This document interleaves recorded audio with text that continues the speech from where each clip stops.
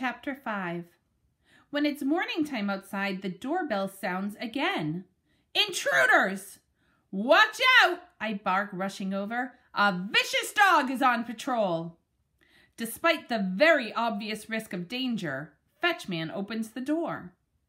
A lady human is standing on the porch. Next to her is a short human, about the same size as Hattie. She is wearing a cap exactly like Fetchman's, only hers has a long wavy tail hanging out the back. Hello, the lady human sings. She's holding a basket that smells like warm muffins with cinnamon. Wowee! I bark, running in circles. Muffins! Muffins! I love muffins!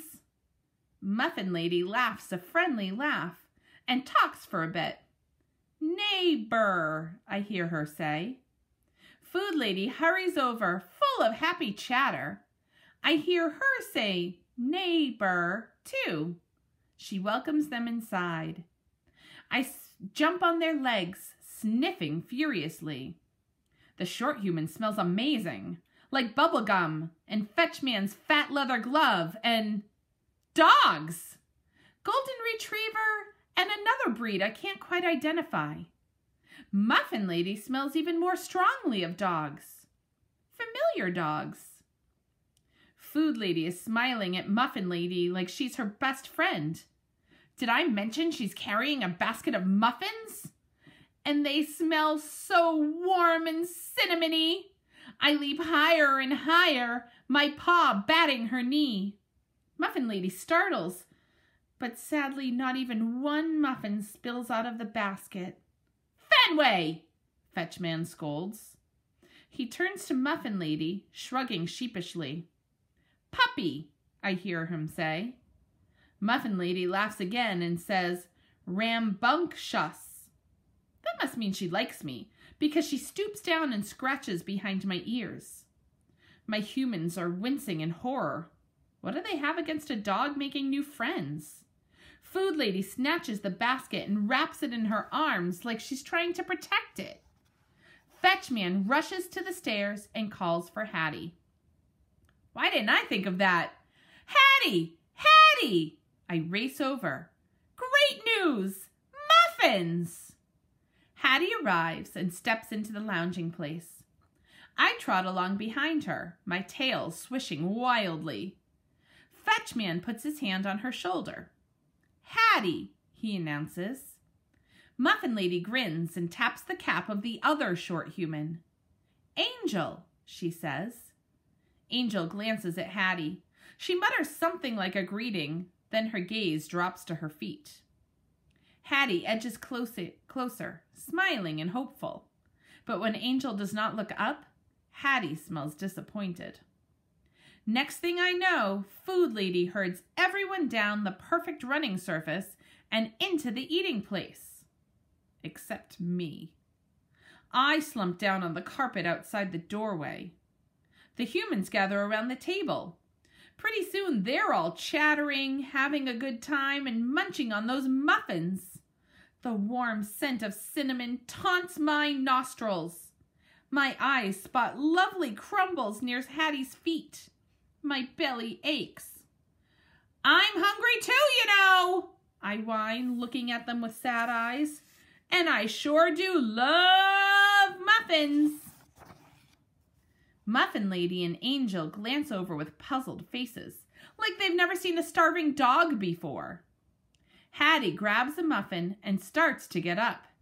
Here it comes. I spring up in happy anticipation. I slurp my chops. But Muffin Lady holds out her arm, and Hattie sits back down. Training? Muffin Lady asks. Food Lady and Fetchman look embarrassed. Fetchman shrugs. Too busy, Food Lady says. What could it mean? It can't be good because Hattie has clearly given up on bringing me that muffin. Instead, she stares straight at me and leans out over her knees. Fenway, she calls in a sweet voice. Whoa, is she nuts? Does she actually think I'm going to run onto that wicked floor? I slink back down and lower my head, my gaze firmly on my short human. Muffin Lady pats Hattie's arm and nods in approval. Hattie holds out a chunk of muffin. "Fenway," she calls, even sweeter this time. That muffin looks so yummy. I sink down deeper into the cushy carpeting, my tummy empty and rumbling. This is not how my Hattie behaves. She's supposed to bring it to me. It's all so horrible. Plus, they're having fun without me. There must be something I can do. I get up and wander around, trying to think. And before I knew it, I'm at the sliding door. Aha! Why didn't I think of it sooner? "Hurry! Hurry!" I wail, jumping up and scratching the screen. "Somebody let me out! Right now!" It works. Hattie and Angel appear at my side. They open the door and we all zoom through. The short humans blast down the steps, and I'm right behind them. I'm ready for fun. The grass is wet and puddly. Still no signs of other dogs, but it could be worse. At least there were no squirrels. Hattie and Angel have a head start, but I'm up for the chase. I'm hot on their heels as they run through the grass. Of course, I'd rather be chased than be the chaser, but sometimes it's okay to mix things up. But when Hattie and Angel get to the giant tree, they stop. I get a bad feeling. Hattie points at the way up high leafy branches. She shows Angel the laddery steps on the back of the trunk. As I'm barreling over, Hattie starts climbing. "Come on," she says. Angel smiles, but she smells hesitant. I leap up, pawing the bottom rung. "No fair, Hattie," I bark. "We can't play chase up there."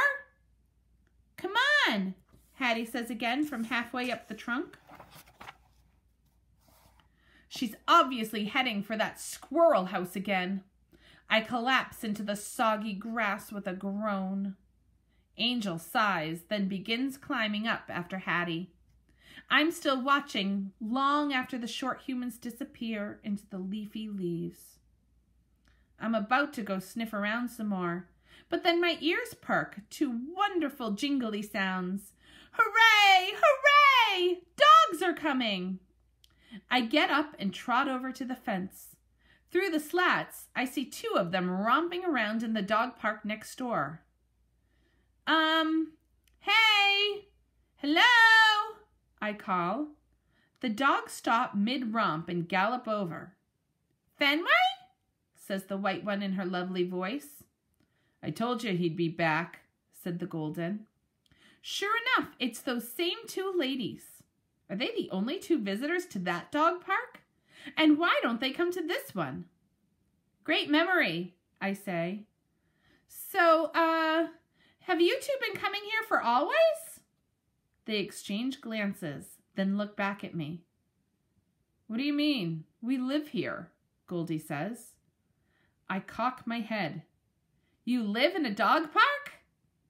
Goldie gets an irritated look and opens her mouth, but before she can answer, Patches says, Was that our short human you were trying to chase just now? What? No, it was mine.